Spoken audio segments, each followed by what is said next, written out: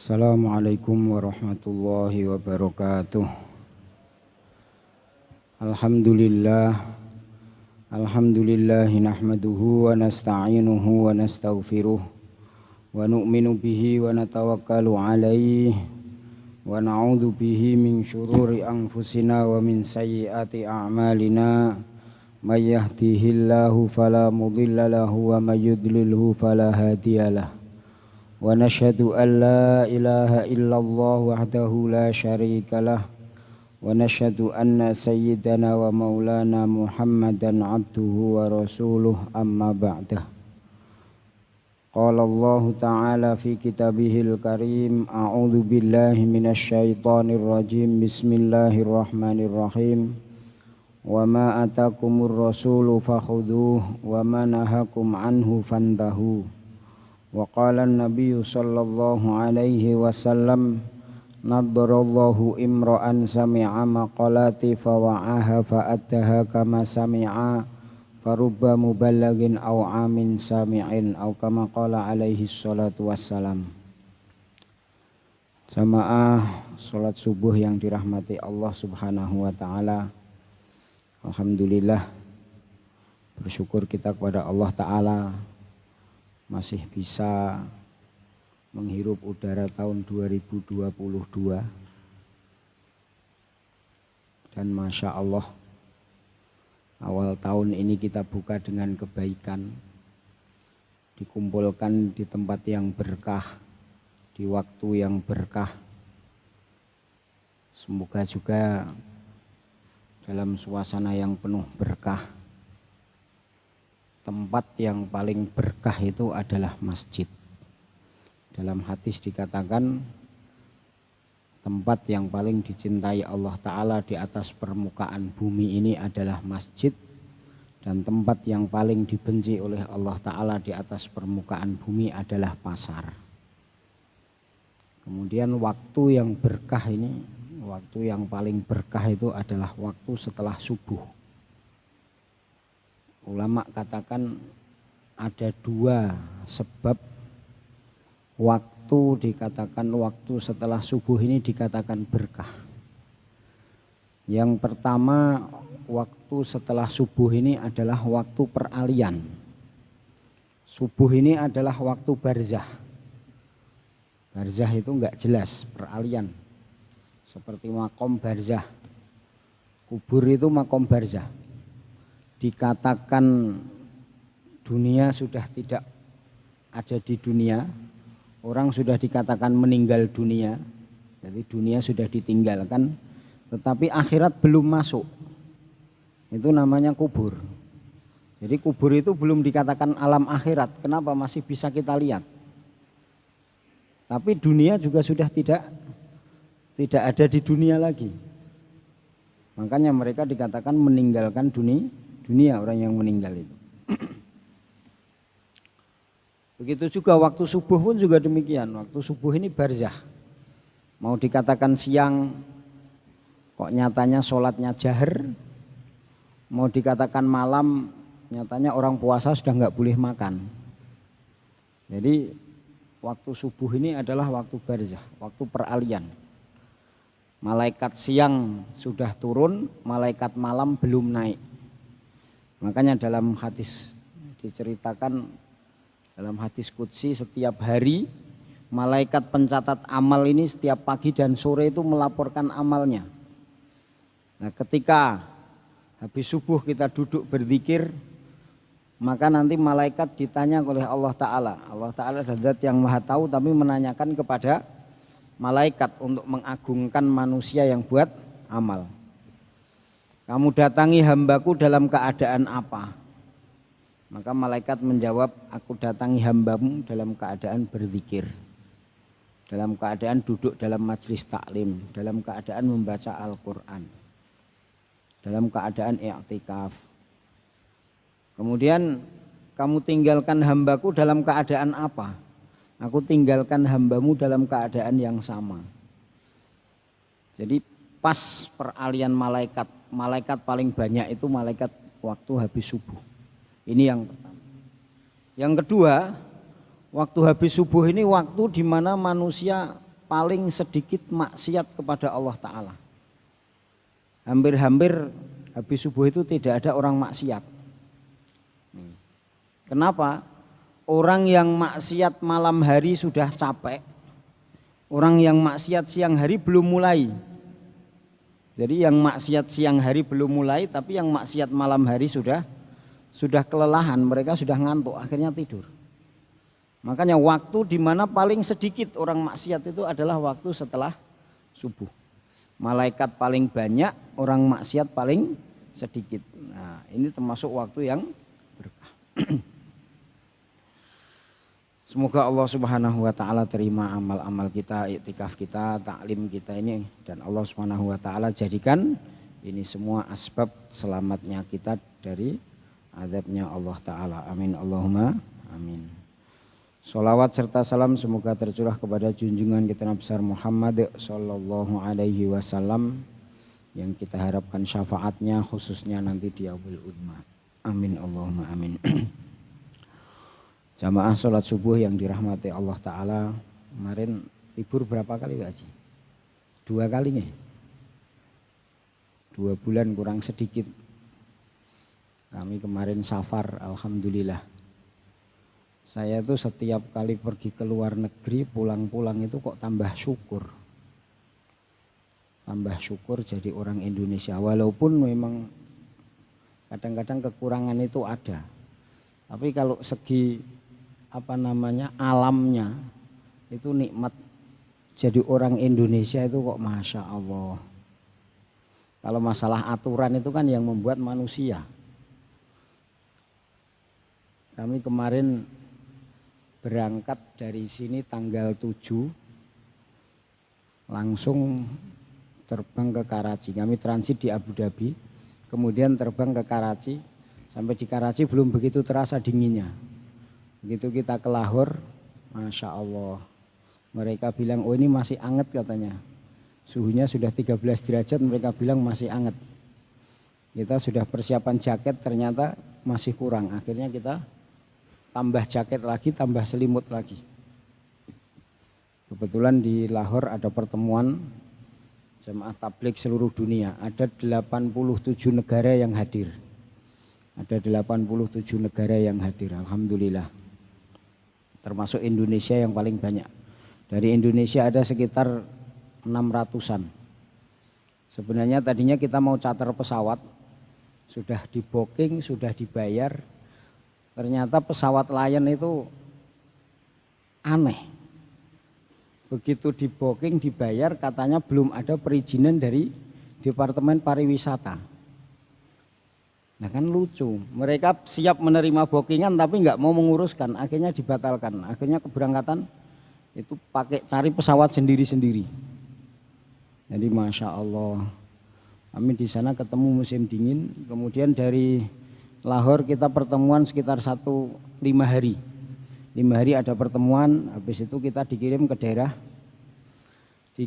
daerah Swat. Swat itu perbatasan Afghanistan.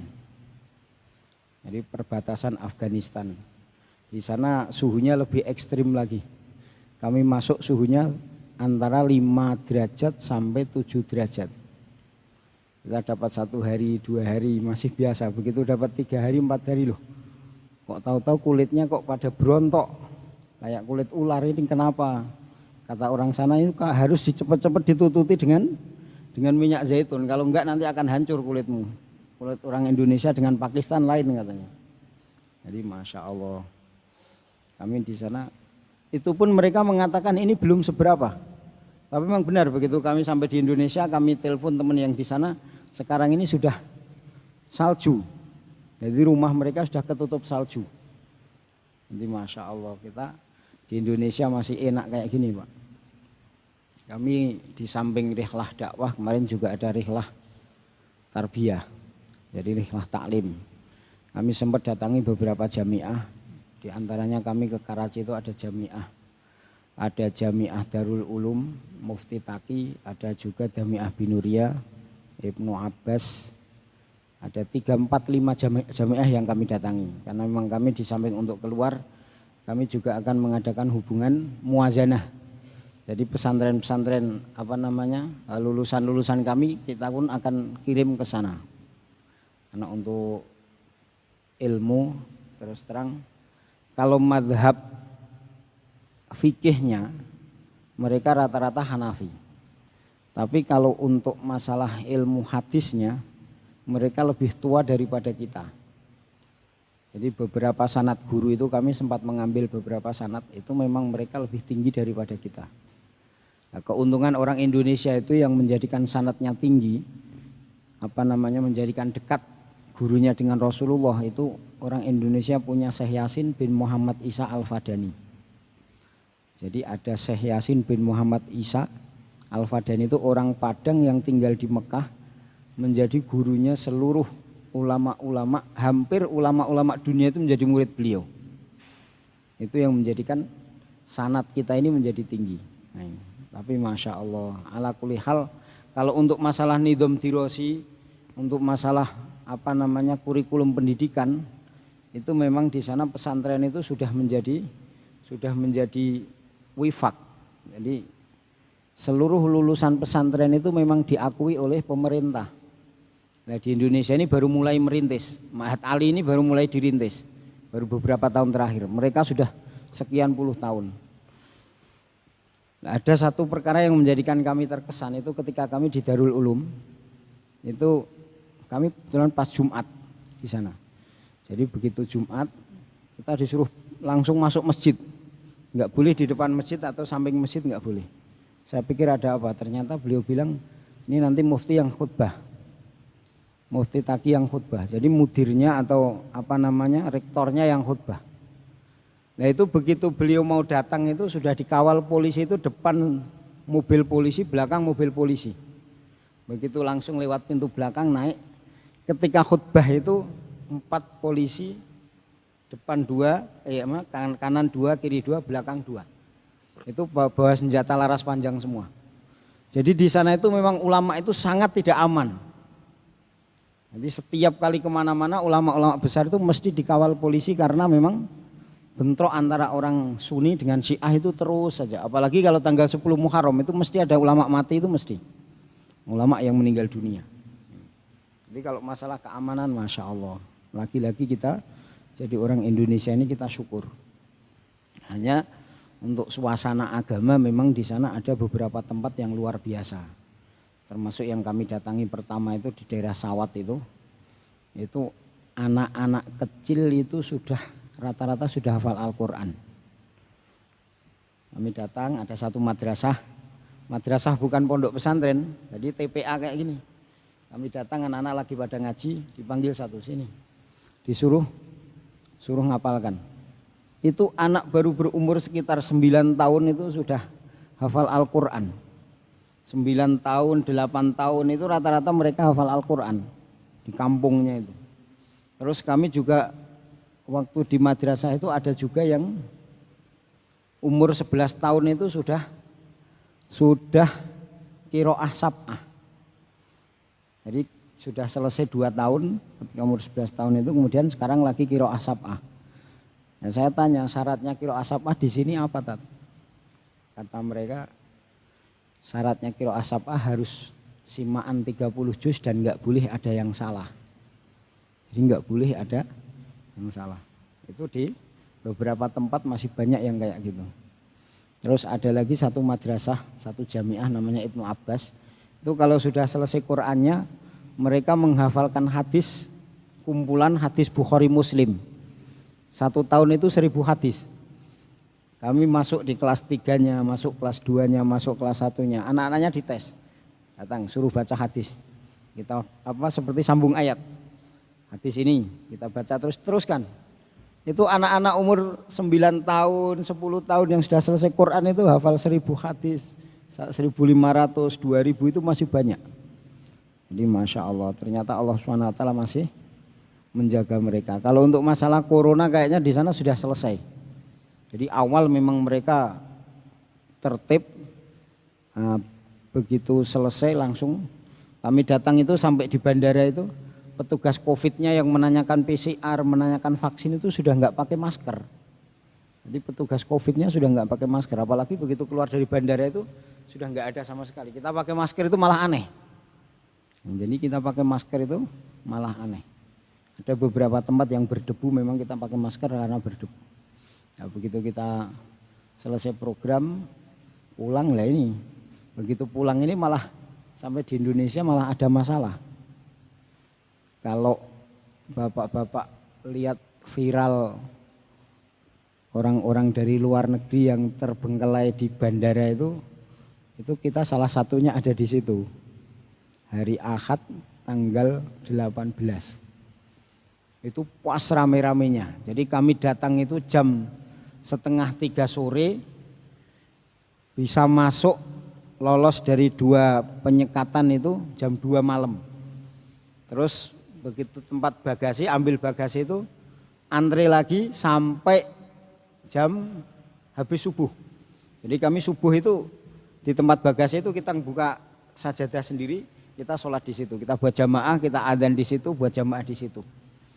Sampai kemudian kita antre, kasihan orang-orang tuanya, ibu-ibunya itu. Dulu kan saya masuk Wisma Atlet itu jam 9 malam. Jadi dari jam 2:30 kemudian 1 hari baru 8:30, jam 9 malam baru masuk. Kurang lebih 29 jam dari Bandara Soekarno-Hatta sampai ke Pasar Rumput. Masya Allah, itu kami merasakan benar itu Pak. Jadi kalau untuk kami merasa berat, tapi memang benar. Dulu guru kami mengatakan ketika kamu merasa berat maka di kanan kiri kamu masih ada orang yang kena musibah yang lebih berat. Ketika kami mau merasa berat, mau merasa tidak kuat, kami melihat ada ibu-ibu yang gendong anak-anaknya nangis, ibunya nggak bisa apa-apa cuma bisa nangis. Nah itu terasa ringan. Akhirnya kita bisa menolong mereka. Jadi malam itu kita untung sudah ada yang ngabari. Jadi nanti di dalam nggak ada makanan, kalau mau beli makanan minta tolong kepada petugas. Kita minta tolong kepada petugas. Ya namanya makanan di bandara ya wajar Pak. Pecel lele itu 50.000 dan belinya minimal 10. Kita 5 orang, 500.000 dapat pecel lele 10. Ini enggak apa-apa, alhamdulillah masih bisa makan. Itu sampai siang banyak yang tidak makan. Itu banyak yang tidak makan. Terutama orang-orang TKI itu Masya Allah mereka.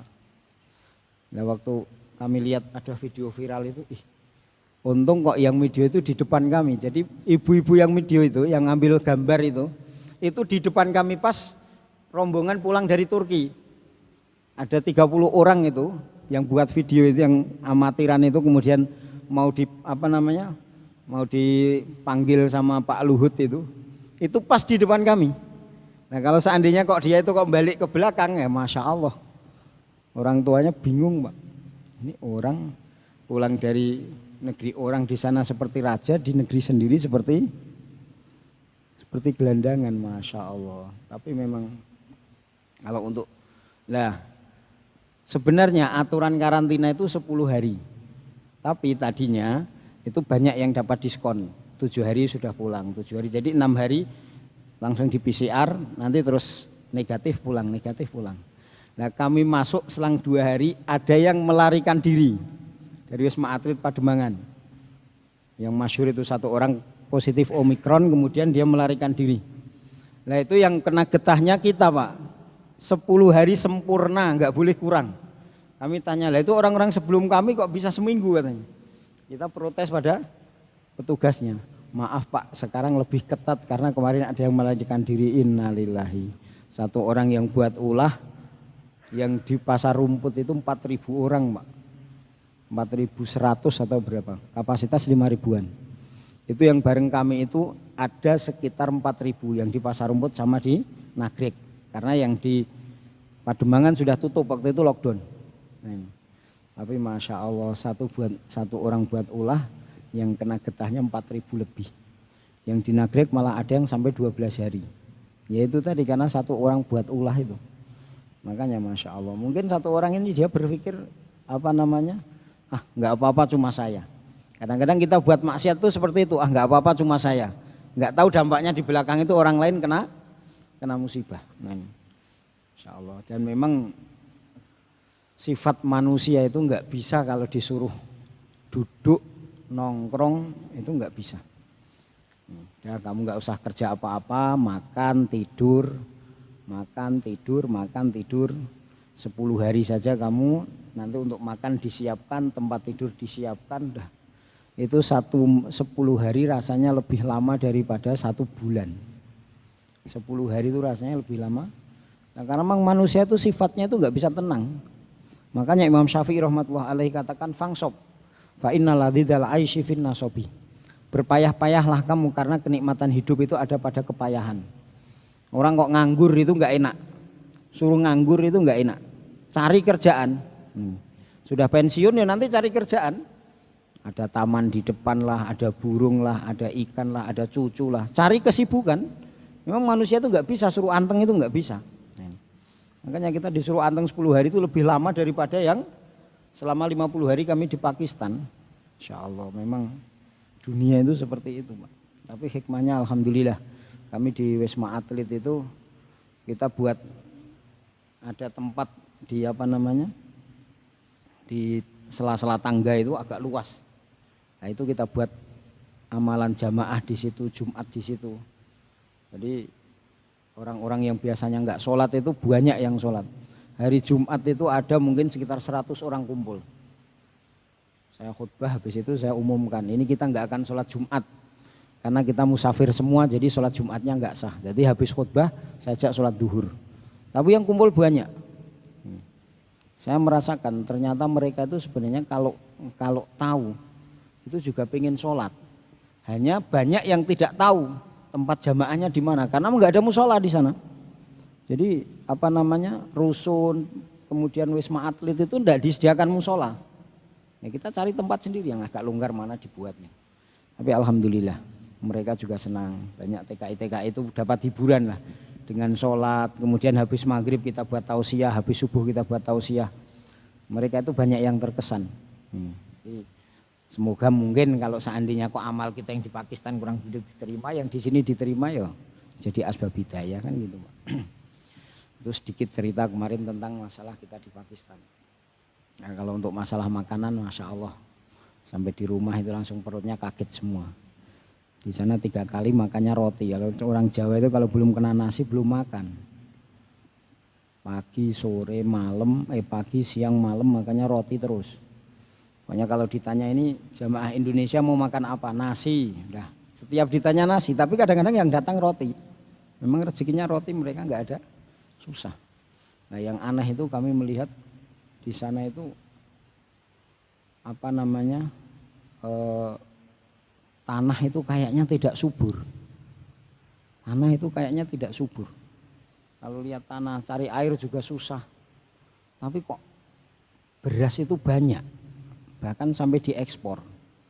Beras itu sampai diekspor. Ya mungkin karena memang mereka makanannya gandum kali. Jadi berasnya itu enggak begitu dimanfaatkan. Jadi tahun berapa itu Indonesia itu pernah impor beras dari Pakistan. Artinya kalau masalah surga dunianya, masalah tempat suburnya, enggak ada apa-apanya. Pakistan itu enggak ada. Kalau sayuran buah-buahan rata-rata Pakistan datangnya dari Afghanistan. Jadi kebetulan kami di dekat perbatasan sehingga kita lihat mobil-mobil yang datang dari Afghanistan bawa buah itu kita sering lihat. Dan kita tanya ini dari mana? Dari Afghanistan. Tomat dari Afghanistan, sayuran dari Afghanistan. Tapi Masya Allah, Allah Subhanahu Wa Taala mudahkan semuanya. Kami sebenarnya waktu itu mau diajak jalan-jalan ke Gunung Salju. Kita sudah siapkan semua. Orang atasnya telepon, jangan ke sini, di sini sudah banyak penyekatan. Karena di gunung itu dulu pernah dikuasai Taliban. Nah, karena dikuasai Taliban ya kita nggak bisa. Nah, yang menjadikan Indonesia aman diantaranya beda dengan Pakistan itu. Di Pakistan itu orang jual senjata seperti orang jual pisau, Pak. Nanti orang jual senjata itu di pinggir jalan itu banyak, di toko-toko senjata itu banyak. Kami pernah melihat dalam satu perjalanan itu mobil itu senggolan. Dua-duanya turun mengeluarkan senjata. Polisinya cuma bengong doang. Nah, ini kalau sampai dor kan selesai. Masya Allah. Untung kita itu kok dibatasi. Jadi mereka itu memang senjata itu kayaknya bebas sekali. Kami waktu jaulah itu ada beberapa tempat itu dibukakan pintunya itu ada satpamnya itu sudah pakai Itu bukan PT tapi satpam rumah pribadi itu sudah pakai laras panjang. Wah ini orang kayak gini kalau ada apa-apa bahaya banget itu. Memang Indonesia itu Masya Allah. Jadi tambah syukur menjadi orang Indonesia. Bismillahirrahmanirrahim. Kita akan lanjutkan pembahasan hadis qudsi nomor 33. Bismillahirrahmanirrahim. Qillatul mu'minin. Sebenarnya kalau qillatul mu'minin itu maknanya bukan kaum mukmin tapi sedikitnya orang beriman. Allah Subhanahu wa taala berfirman dalam hadis qudsi sebagai berikut. Yaqulullahu ta'ala yaumal qiyamati ya Adam qum fajahiz min dzurriyyatika tis'atin wa tis'atan wa tis'ina ilan nari wa wahidatan ilal jannati fabaka wa baka ashabuhu faqala irfa'u ru'usakum fawalladhi nafsi biyadih ma ummati fil umami illa kasya'ratil bayda fi jildis sauril aswad rawahu Tabrani. Allah Subhanahu wa taala berfirman pada hari kiamat, wahai anak Adam bangkitlah, wahai Adam bangkitlah. Yang dipanggil Nabi Adam, wahai Adam bangkitlah, siapkanlah 999 keturunanmu untuk ditempatkan di dalam neraka. Dan satu di antara mereka itu akan ditempatkan ke dalam surga. Ketika Rasulullah Shallallahu Alaihi Wasallam menerimanya kemudian menyampaikannya kepada para sahabat, beliau menangis terseduh-seduh. Demikian pula para sahabat yang lainnya. Lalu beliau bersabda, angkatlah kepala kalian demi Allah yang menguasai jiwaku. Dibandingkan dengan umat-umat Nabi yang lain, umatku hanyalah bagaikan selembar bulu putih yang terdapat pada kulit lembu jantan yang berbulu hitam. Allah Subhanahu wa taala berfirman pada hari kiamat, wahai Adam bangkitlah, siapkanlah 999 dari keturunanmu untuk ditempatkan ke dalam neraka. Dan satu di antara mereka itu akan ditempatkan ke dalam surga. Ketika Rasulullah Shallallahu Alaihi Wasallam menerimanya, kemudian menyampaikannya kepada para sahabat, beliau menangis terseduh-seduh. Demikian pula para sahabat lainnya. Lalu beliau bersabda, angkatlah kepala kalian demi Allah yang menguasai jiwaku. Dibandingkan dengan umat-umat Nabi yang lain, umatku hanyalah bagaikan selembar bulu putih yang terdapat pada kulit lembu jantan yang berbulu hitam. Hadis qudsi riwayat Imam Tabrani di dalam kitab Al-Kabir yang bersumber dari Abu Darda radhiyallahu anhu. Ini hadis sebelumnya pernah dibahas tentang masalah umat baginda Nabi Sallallahu Alaihi Wasallam itu merupakan minoritas dibandingkan kaum-kaum terdahulu. Sudah berapa juta tahun dunia ini ada, sudah berapa ratus ribu tahun dunia ini ada. Maka ketika Allah Subhanahu wa taala berfirman sullatum minal awwalin wa qalilum minal akhirin, baginda Nabi Sallallahu Alaihi Wasallam susah. Nanti yang akan masuk surga itu sullatum minal awwalin, rombongan besar dari orang-orang awal, wa qalilum minal akhirin, dan sedikit dari orang-orang akhir. Maka Nabi susah. Nah, ketika Nabi susah, maka kemudian baginda Nabi Shallallahu Alaihi Wasallam mendapatkan wahyu lagi tentang masalah ashabul yamin.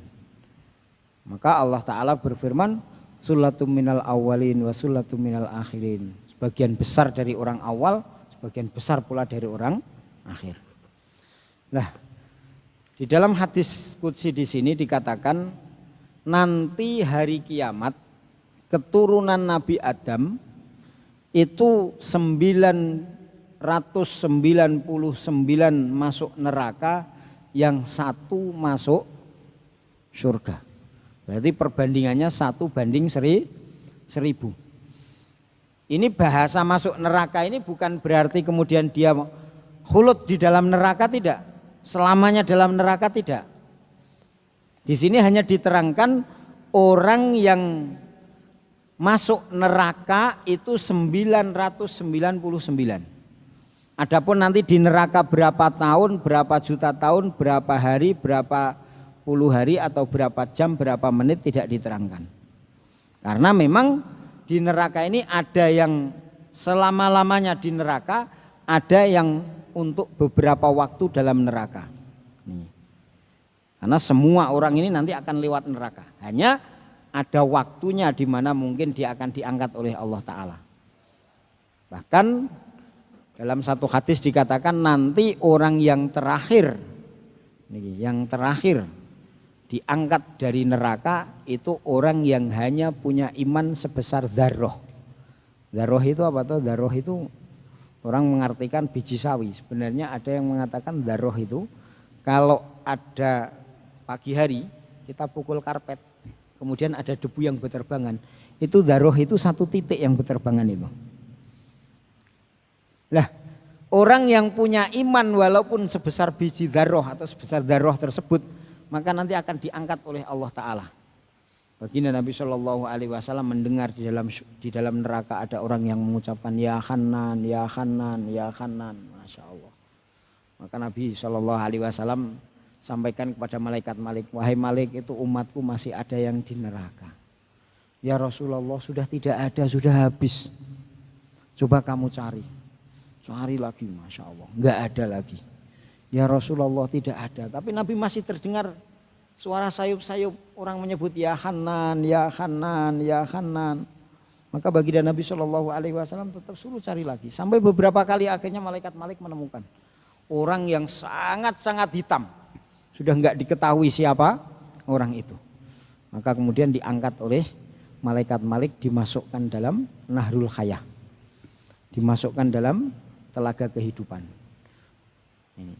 Ini kalau di dalam hadis-hadis dinamakan ahli surga tapi jahanami. Jadi namanya ahli surga yang bekas neraka, bekas narapidana. Itu diangkat oleh Allah Ta'ala, dimasukkan ke Nahrul Hayah. Setelah itu ditanya oleh Allah Ta'ala, kamu mau minta apa? Ya Allah, saya tidak minta apa-apa. Saya sudah lepas dari neraka ini, sudah rasanya sudah tidak ingin minta apa-apa lagi.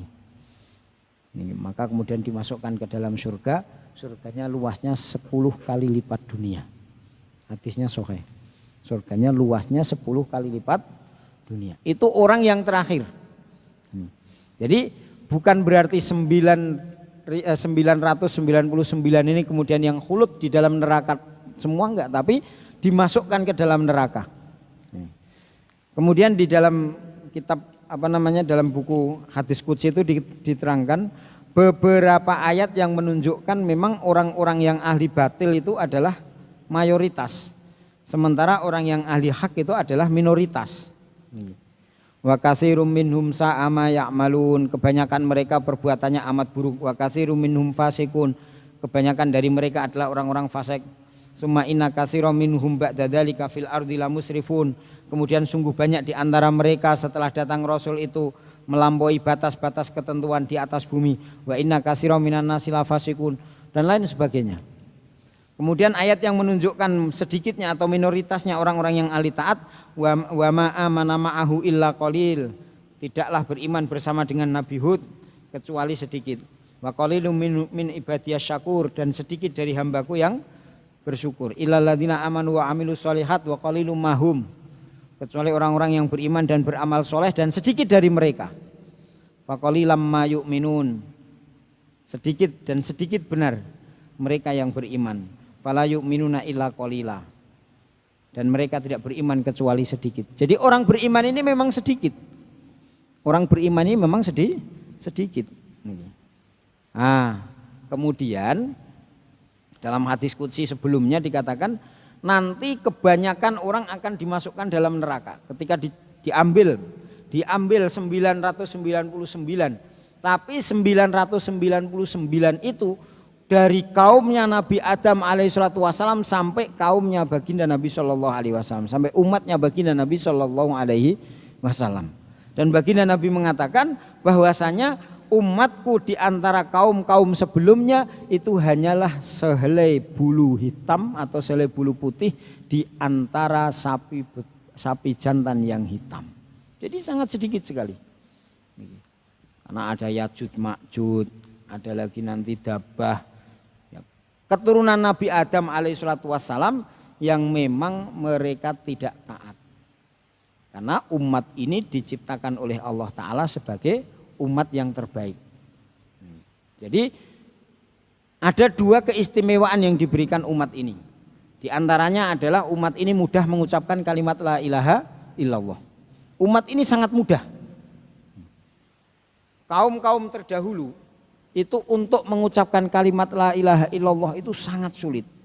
Zaman Nabi Nuh alaihissalatu wassalam, Nabi Nuh itu buat dakwah 950 tahun. 950 tahun. Tapi yang masuk Islam hanya sekitar 82 orang saja. Ini tidak berbicara masalah apakah mereka soleh, apakah mereka buat amal atau tidak. Tapi yang bisa mengucapkan kalimat syahadat la ilaha illallah itu cuma 82 orang. Lainnya nggak mampu. Ini dari kaumnya Nuh. Kemudian Nabi Nuh alaihissalatu wassalam doa kepada Allah Ta'ala, Rabbi la tadhar alal kafirina dayyaru. Ya Allah, jangan engkau sisakan di atas permukaan bumi ini orang kafir satupun. 82 kemudian semuanya beriman. Ini zaman Nabi Nuh. Belum lagi zaman Nabi Soleh, belum lagi zaman Nabi Hud, belum lagi zaman Nabi Musa. Kebanyakan di antara mereka itu adalah orang-orang yang menentang nabinya.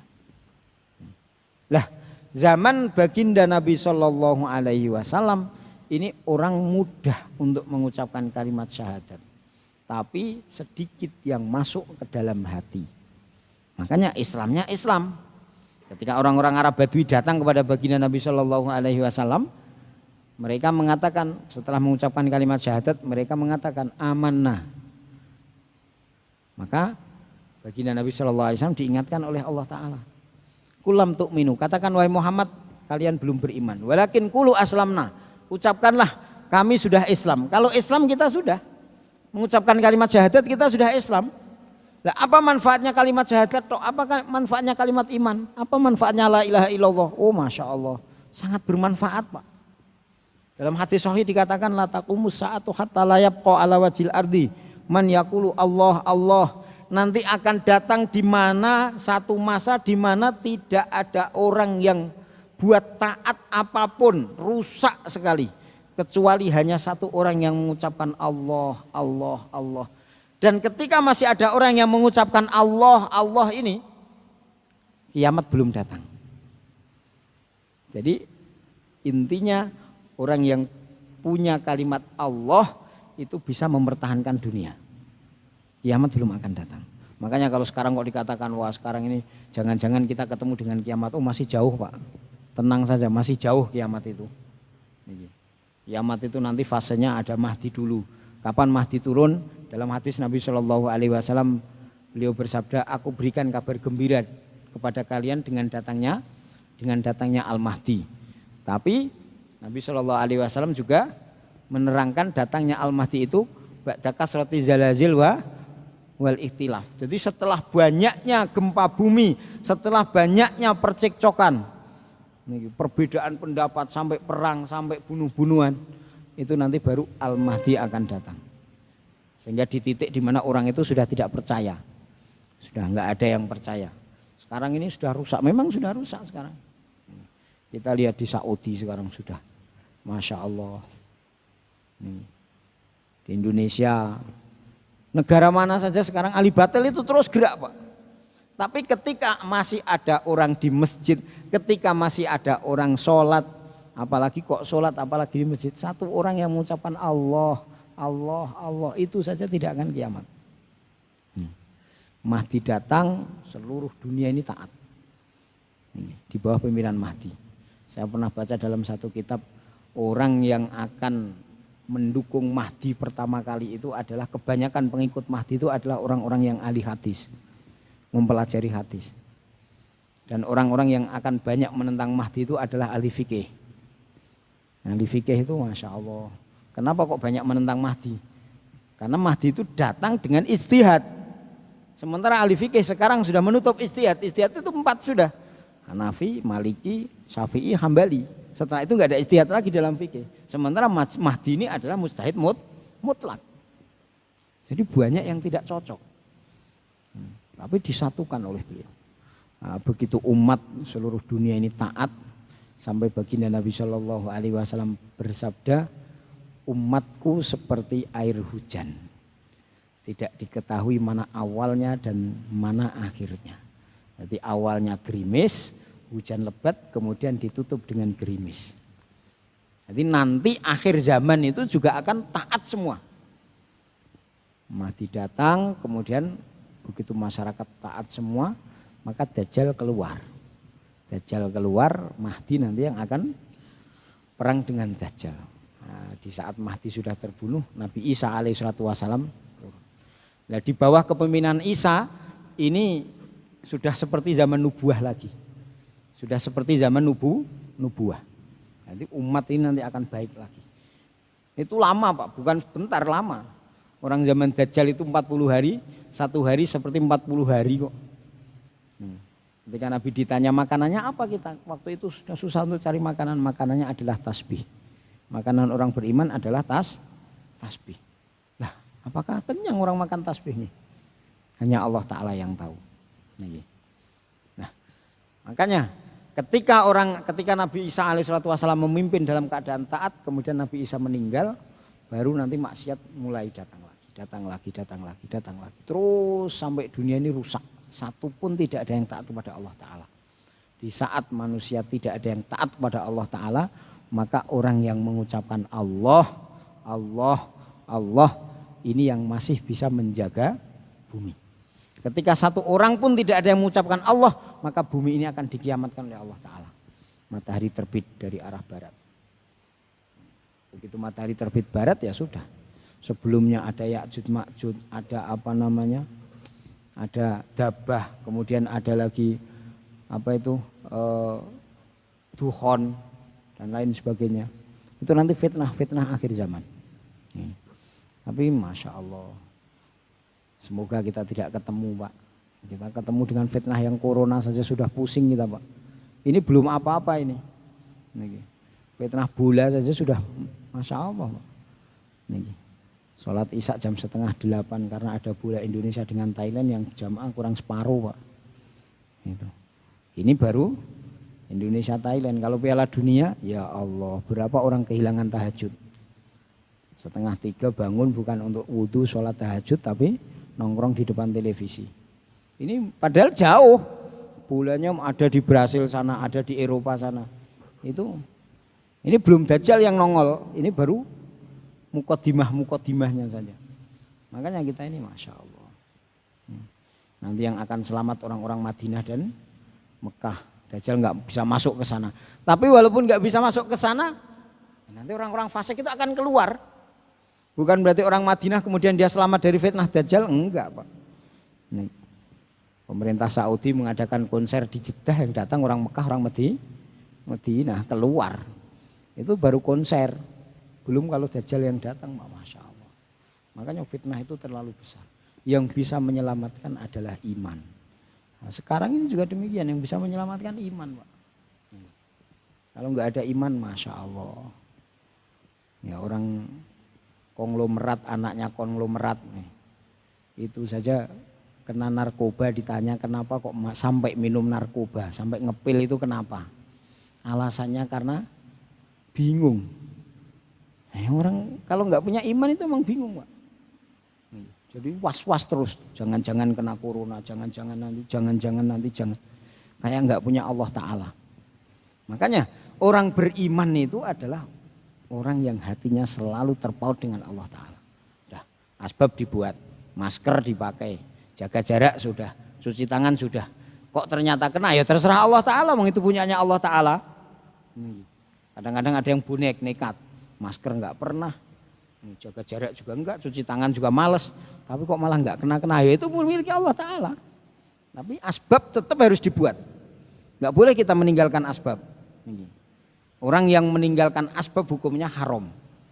Orang yang yakin kepada asbab hukumnya syirik. Ini meninggalkan asbab haram. Wah, terserah Allah Ta'ala pokoknya saya itu yang mengenyangkan Allah. Makan kalau Allah Ta'ala nggak bikin kenyang ya nggak kenyang, ya sudah nggak usah makan. Nggak bisa kayak gitu Pak. Dunia itu darul asbab. Pokoknya saya maunya di masjid saja, pokoknya nggak akan kerja. Rizki sudah dijamin Allah Ta'ala. Wa ma min dabatin fil ardi illa 'alallahi rizquha. Nih guys, pokoknya rizki itu kalau masih hidup Allah Ta'ala pasti akan jamin. Kerjaan saya pokoknya di masjid, zikir, doa. Masa nggak dikasih makan sama Allah Ta'ala? Oh nggak bisa kayak gitu Pak. Dimarahi sama Imam Ahmad. Sayyidina Umar ada orang kok di masjid terus diusir. Sana pergi kamu kerja sana. Ini zaman Sayyidina Umar, sahabat Pak, duduk di masjid terus diusir sama Sayyidina Umar, suruh kerja. Zaman Imam Ahmad ada orang bertanya, wahai Imam Ahmad, kalau ada orang duduk di masjid terus kemudian dia doa sholat, apakah orang ini termasuk orang yang tawakal? Oh bukan, dia orang tomak katanya. Orang ini nggak paham dengan hadis Nabi yang mengatakan, lau tawakkaltum haqqa tawakkulihi la ruziktum kama yarzuqut thair takdu khimason wa taruhu bitonan. Dalam hadis Nabi bersabda, kalau kalian tawakal dengan sebenar-benarnya tawakal, maka kalian akan diberikan rizki sebagaimana Allah Ta'ala memberikan rizki kepada seekor burung. Takdu khimason, dia terbang pagi, berangkat pagi dalam keadaan lapar. Wa taruhu bitonan, dia pulang sore dalam keadaan kenyang. Harus ada takdu khimason, berangkat pagi. Burung ini buat asbab. Dia berangkat pagi dalam keadaan lapar, pulang sore dalam keadaan kenyang. Kerja, burung ini buat asbab. Tawakal itu di dalam hati. Jadi nggak boleh kita terus nekat-nekatan, nggak bisa Pak. Makanya, tapi kalau yakin kepada asbab syirik. Oh yang memberikan rezeki ini kantor, kalau nggak punya kantor saya nggak bisa makan. Loh banyak orang yang punya kantor malah bonyok Pak. Karena kantornya besar akhirnya masuk penjara. Oh saya ini yang memberikan rezeki sawah saya. Nah kalau sawahnya yang bisa memberikan rezeki, orang kantor nggak dapat makanan Pak. Allah Ta'ala buat asbab rezeki macam-macam itu supaya kita yakin. Nah ini iman. Iman itu ada dalam hati. Kalau bahasa iman secara ilmiah itu adalah tasdikun ikrarun bil lisan, tasdikun bil qalbi, amalun bil jawarih. Lisannya mengucapkan kalimat syahadat, hatinya membenarkan, kemudian dipraktekkan dengan amalan. Dia mengucapkan kalimat syahadat, tapi hatinya tidak yakin. Ya bukan orang iman. Hatinya sudah yakin, tapi amalannya tidak menunjukkan orang iman. Saya itu yakin Allah Ta'ala yang menciptakan, Allah Ta'ala yang memberi rizki, Allah Ta'ala yang mengatur, tapi nggak pernah sholat, ya sama saja. Berarti dia bukan orang beriman. Makanya orang beriman ini sedikit dibandingkan dengan orang-orang terdahulu yang maksiat itu enggak ada. Sekarang saja orang beriman ini di dunia paling berapa Pak? Orang Islam mungkin kalau masyarakat bumi ini ada 7 miliar, orang Islam paling 1 miliar. Itu yang Islam. Dari yang Islam 1 miliar itu yang sholat bisa dihitung Pak. Indonesia ini 280 juta. Dari 280 juta yang sholat itu paling itu 15%, 10%. Yang jamaah paling-paling cuma 5%. Yang jamaah di masjid itu paling 5%. Itu sudah paling banyak. Bisa mungkin cuma 1%. Ini di alam mana alhamdulillah Pak banyak nih. Ini pun kalau kita lihat dengan masyarakat komplek masih banyak yang nggak sholat Pak. Masih banyak yang belum ke masjid. Belum lagi nanti kita ke PIK, ke perumahan mana lagi. Itu masjid itu Masya Allah. Makanya pantas kalau baginda Nabi Shallallahu Alaihi Wasallam dikasih tahu oleh Allah Ta'ala nanti 999% 999 masuk neraka, yang satu masuk surga. Tapi dalam hadis lain dikatakan baginda Nabi Shallallahu Alaihi Wasallam meminta kepada Allah Ta'ala, saya berharap dalam hadis qudsi yang terakhir itu, yaqulullahu azza wa jalla yaumal qiyamah ya Adam fayaqul labbaik rabbana wa sa'daik fayunadi bi sautin innallaha ya'muruka an tukhrija min dzurriyyatika ba'san ilan nar qala ya rabbi wa ma ba'sun nar qala min kulli alfin, setiap 1999 fahina idzin tadul hamil hamalaha. Maka dari itu kuakit sampai orang yang hamil pun keguguran. Orang yang masih baru lahir pun langsung beruban karena fitnahnya ahwalu yaumil qiyamah. Maka ketika itu fasyuqa dzalika 'alan nas hatta taghayyarat wujuhum, sampai wajahnya sahabat berubah. Waduh. Nah, kita ini kok cuma satu yang masuk surga. Tapi kemudian baginda Nabi bersama Ya'juj wa Ma'juj min Ya'juj wa Ma'juj. Ya'juj dan Ma'juj itu hitungannya lebih banyak daripada umat Muhammad. Kecil-kecil. Sampai sekarang tidak mati. Mulai zaman Dzulqarnain. Nih, dalam surat Al-Kahfi diceritakan itu Ya'juj Ma'juj. Jadi manusianya kecil-kecil tapi makanannya, giginya itu apa-apa bisa dimakan. Kanibal. Tapi enggak mati. Jadi sampai sekarang mulai zaman Dzulqarnain itu berarti kan zaman Nabi Musa. Itu sampai sekarang terus beranak pinak. Wah, gimana enggak banyak kalau kayak gitu. Nah, dan sampai sekarang itu tembok yang dibuat yang dibuat oleh Dzulqarnain itu masih kuat. Nanti akhir zaman itu jebol, mereka akan menyebar kemaksiatan. Makanya di sini min Ya'juj wa Ma'juj. Ada Ya'juj Ma'juj tis'umi'atin wa tis'una wa minkum wahid. Perbandingan kalian dengan Ya'juj Ma'juj itu satu, kalian mereka sudah 999. Jadi umat beriman itu, kaum beriman itu dari zaman Nabi Adam sampai, jadi enggak usah repot. Makanya wa minkum wahid. Suma antum finnas kasya'aratis sawra fi jambis sauril abyad wa inilah arju antakuna rubu'u ahlil jannah. Aku berharap kalian itu seperempat dari ahli surga. Fakabarna, maka kami pun takbir. Sumakola, Nabi bersabda lagi, sepertiga ahli jannah. Fakabarna, kami pun takbir lagi. Kemudian Nabi bersabda lagi, syatro ahli jannah, bahkan separuh ahli surga adalah umat baginda Nabi. Kita ini orangnya kecil-kecil, umurnya pendek-pendek, ibadahnya lemah-lemah. Tetapi umat baginda Nabi amalnya dilipat gandakan oleh Allah. Semoga kita termasuk orang-orang yang beruntung, bisa masuk ke dalam golongan orang-orang yang dimasukkan ke dalam surganya Allah Ta'ala. Amin Allahumma amin. Sebelum ditutup mungkin ada yang mau bertanya? Satu mungkin atau dua, cukup. Sekali Ustaz. Yeah. Subhanallah wa bihamdihi subhanakallahumma bihamdika asyhadu an la ilaha illa anta astaghfiruka wa atubu ilaik. Akhiru kalam wal afu minkum wassalamu alaikum warahmatullahi wabarakatuh. Waalaikumsalam warahmatullahi wabarakatuh.